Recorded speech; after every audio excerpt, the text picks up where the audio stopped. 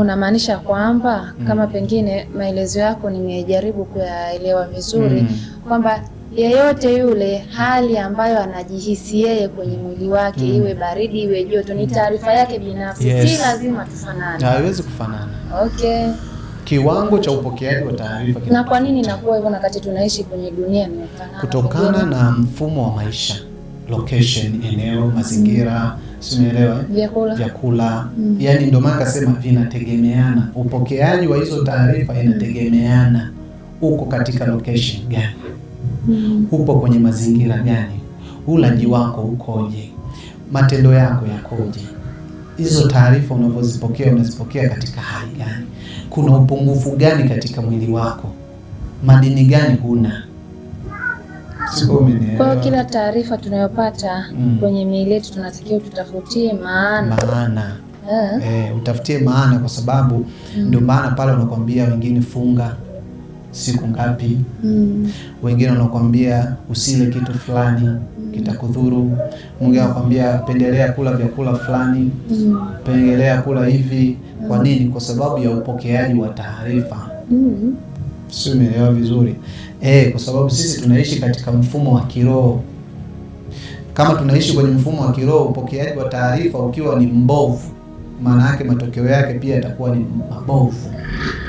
Kwa hivyo hali ya hewa haihusiani na mwili wako kupokea taarifa.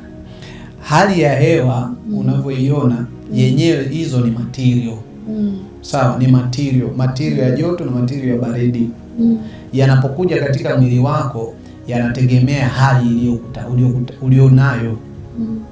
Sio, tumeelewana vizuri? Kama nilivyokuambia, energy ilishuka na inashuka kila siku kutoka katika vyanzo vikuu. Sio, inaposhuka hapa inakuja kama energy, kama nishati. Ikifika hapa inatafsiriwa. Hivi umenielewa vizuri hapo? Kile Kiswahili inatafsiriwa kwa viumbe wote. Kwa inapotafsiriwa inategemea na uhitaji. Ikija kwa witi, inaenda kwa witi kama uhitaji wake. Anahitaji hiyo energy au hiyo nishati au hizo atom kwa kiwango gani? Umeelewa? Witi anafanya vitu gani? Witi anakula nini? Witi anafanyaje? Mambo yake yakoje? Mwili wake umekaaje? Sio, unanielewa? Witi inategemea uhitaji wa hiyo hali ilivyokutwa. Ndio maana pale watu wanapofanya maombi, kuna lugha ya maombi pale, si ndio? Kuna mambo mengi tunafundishwa kanisani, fundishwa msikitini, mambo ya maombi, ibada na nini, si ndio? Lengo ni hii energy unaoipokea. Lengo ni hii nishati. Hii nishati inakuja na vitu vingi. Sisi tumeelewana? Witi inakuja na vitu vingi. Kwa hiyo sisi tumetokana na asili ya hii nishati. Hii mwanga, hii kuna energy hapa inakuja kila siku tuko nayo. Wewe unapoishi ipo inakuja tu. Ila inategemea wewe imekukutaje. Ndio uumbaji ufanyike katika mwili wako. Uumbaji huo ni nini? Ndio tunakuja kwenye kitu kinaitwa seli. Tunakuja kwenye kitu kinaitwa DNA. DNA inatokeaje? Sio, umeelewa? DNA hii ni mfuko wa taarifa wa kiroho wa uhai. Hii ni life force. Kwa lugha nyingine, life force ambayo mchakato wake umetoka kwenye energy. Umetoka kwenye proton, neutron, electron. Ndani ya DNA kuna hizo. Kuna nguvu hasi, kuna nguvu tunasema nini? Chanya na nguvu hasi. Mle ndani kuna nguvu mbili zinachakata huo mchakato wa ukuaji. Okay, sawa. Mada ni uumbaji. Sasa hapa kwenye uumbaji nadhani pia hata binadamu tunashiriki kwenye swala zima la uumbaji kwa namna ambavyo pengine sisi tumepewa kitengo hicho cha kushiriki kwa namna hiyo. Sasa kama mwanga ama vyanzo vikuu vinatuletea vile vitu ambavyo tunavihitaji ama vinatuletea hivyo vitu, kwamba mimi nikihitaji mtoto wa kiume ni kwamba nimepata zawadi hiyo kutoka kwa nguvu kuu. Au nimekuelewaje? Uko umeenda mbali, lakini mimi nitakufanulia kutokana na hicho ambacho umekisema. Uhitaji wa mtu nimekwambia unategemea na mazingira, hali, wakati, mwili ulivyo. Kwa hiyo ulipoenda ni hatua ya mbele sana.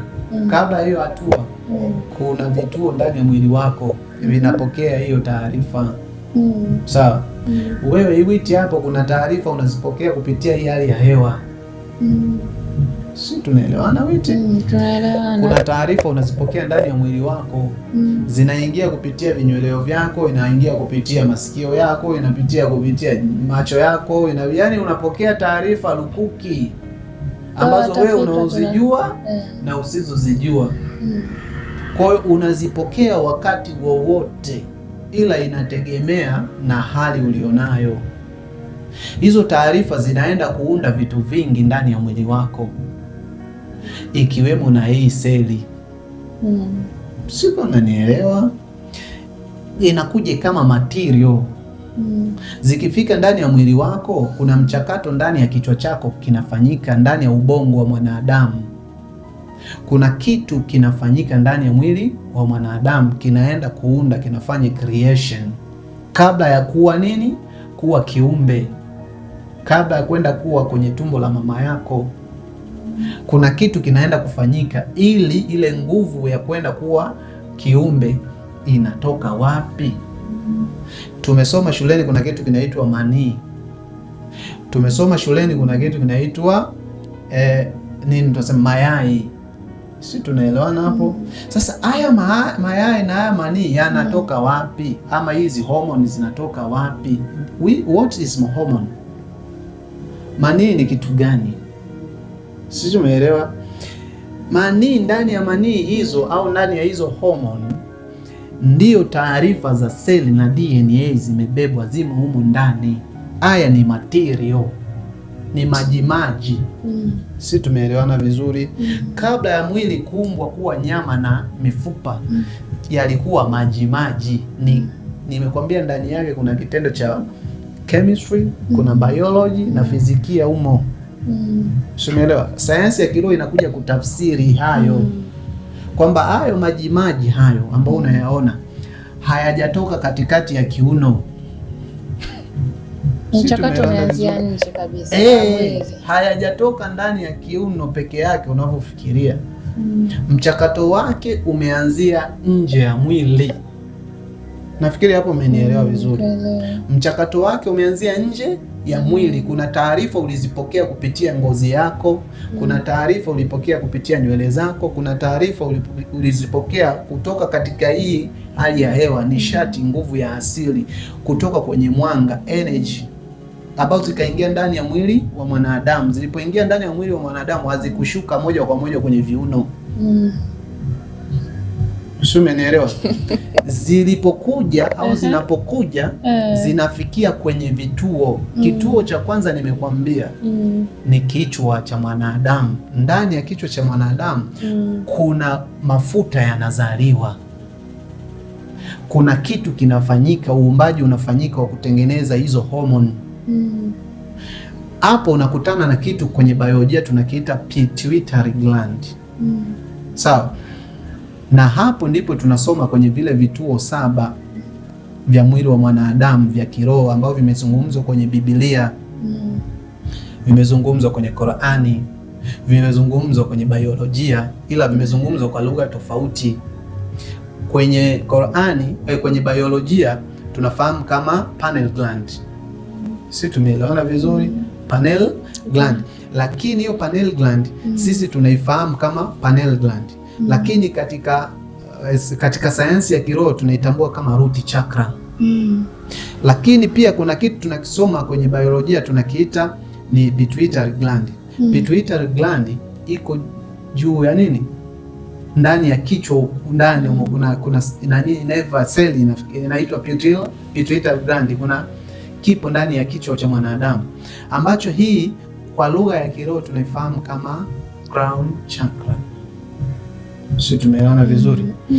Lakini kuna kitu kinaitwa, kuna kitu ndani ya ya kichwa cha mwanadamu kinaitwa third eye. Jicho la tatu kwa upande wa kiroho tunakiita jicho la tatu. Lakini katika lugha ya kibiolojia hatuiti hivyo, tunaita pineal gland.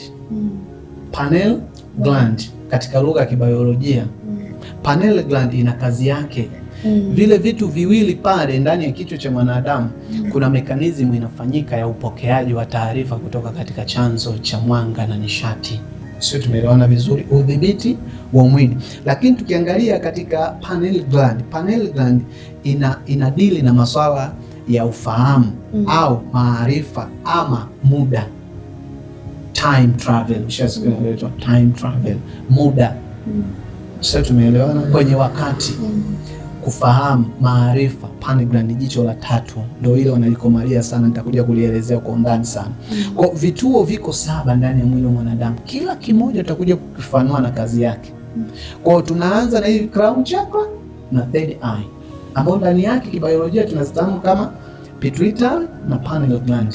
Pineal gland na pituitary ndani ya mwili wa binadamu. Hizo katikati ya ubongo wa mwanadamu kuna kitu kinaumbwa ambao ni majimaji, au kwa lugha nyingine ya kibibilia imeandikwa kama mafuta.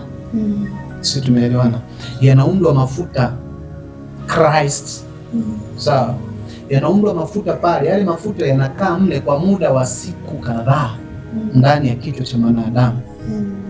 Yanakaa ndani ya wiki 2, ndani ya mwezi mmoja, yani wiki 4. Sawa. Mchakato unafanyika uumbaji ndani ya mwezi mzima, kila siku unafanyika. Ndio pale hayo mafuta yanazaliwa. Yakizaliwa hayo mafuta yametokana na nini? Na energy, mwanga, hewa ya dunia.